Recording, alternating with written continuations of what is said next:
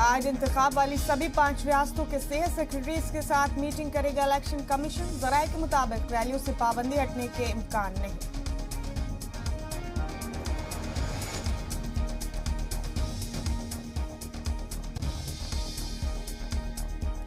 PM Modi आज सुबह 11 बजे डीएम के साथ करेंगे बातचीत। सरकारी स्कीम्स और प्रोग्राम की लेंगे जानकारी। तरक्याती कामों में आने वाली रुकावटों को दूर करने का देंगे मशवरा। आज से यूपी में डोर टू डोर कैंपेन में उतरेंगे बीजेपी के दिग्गज। कैराना से डोर टू डोर कैंपेन की शुरुआत करेंगे वजीर दाखिला अमित शाह।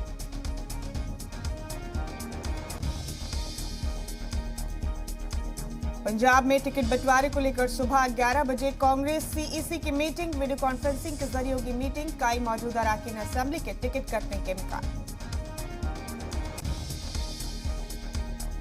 टिकट नहीं मिलने पर गोवा में मनोहर पर्रिकर के बेटे उत्पल पर्रिकर ने छोड़ी बीजेपी। पणजी से बतौर आजाद उम्मीदवार इंतखाब लड़ने का ऐलान।